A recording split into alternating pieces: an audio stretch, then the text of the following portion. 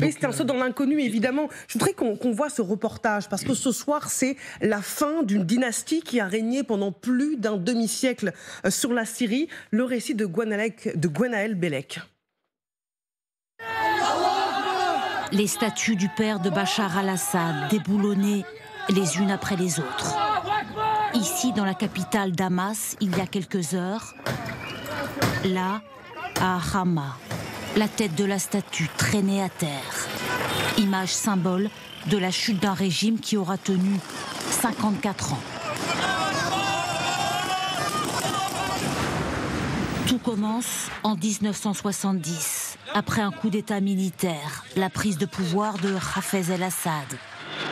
L'armée, les forces de sécurité deviennent la pierre angulaire d'un régime totalitaire au parti unique. Ils contrôlent tout, la population et l'économie. Le leader devient aussi incontournable dans la région. Bachar el-Assad hérite de ce système en l'an 2000. Médecin de formation, formé à Londres. On le pensait plus ouvert, il perpétuera le régime autoritaire, sans partage. En 2011, la guerre civile commence après les printemps arabes. Elle durera 13 ans, fera 500 000 morts, 5 millions de Syriens exilés à l'étranger. Cette guerre explique en partie l'affaiblissement du régime. L'armée appauvrie est en plein délabrement. En témoignent ces soldats qui par dizaines ces derniers jours se sont rendus sans se battre aux forces rebelles. C'est une armée aujourd'hui qui ne va pas se battre pour ce régime parce qu'ils ont été abandonnés par ce régime, affaiblis par cette guerre, qui survivent. Qui reçoivent des soldes tellement peu importantes qu'ils sont, pour certains d'entre eux, d'après les témoignages que l'on a, affamés. Ce système, longtemps soutenu par la Russie, par l'Iran, souffrait d'une économie exsangue après la guerre. La corruption, le dirigisme ont découragé tout investisseur.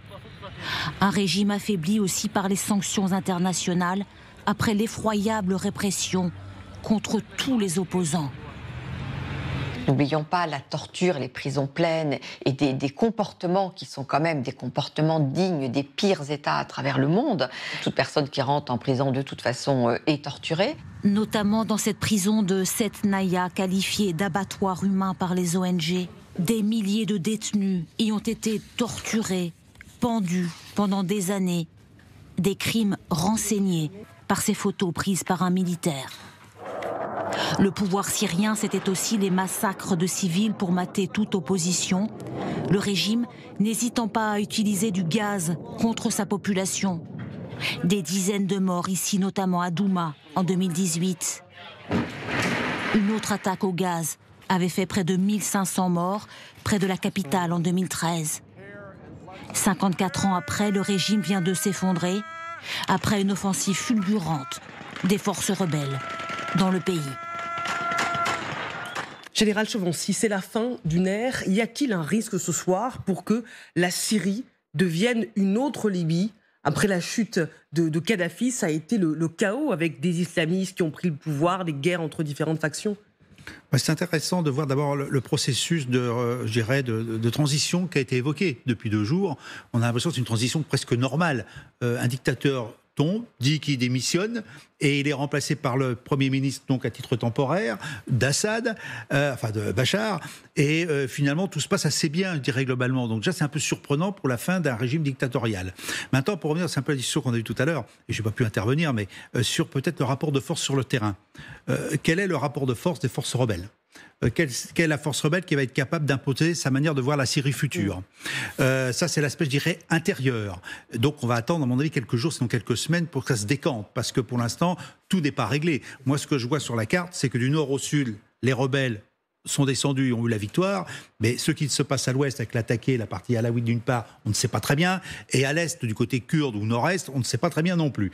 Donc c'est encore d'autres sujets qui vont apparaître, qui vont peut-être transformer la donne. Et je pense que le vrai sujet, ça va être quel rapport de force entre les différents groupes, qu'est-ce qui va prendre le lead, est-ce qu'il va y avoir concertation pour gérer le pouvoir? Ça, c'est l'aspect intérieur. Et puis l'extérieur, que va faire la Turquie?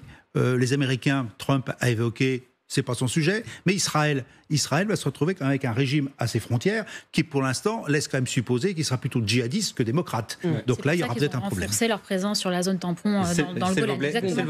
Je voudrais juste vous assurer quelque chose de très important.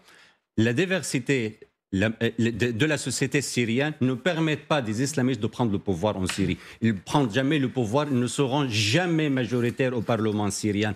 Pour ça, j'appelle à nouveau. Moi, j'ai écrit un article dans le journal Yediot Ahranot en Israël.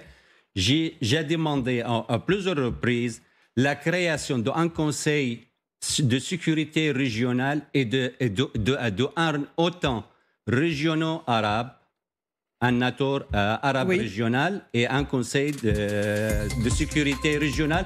Ça peut assurer l'avenir prochain de la Syrie et du Liban et des autres pays de la région en conflit. Le message est entendu. Restez avec nous.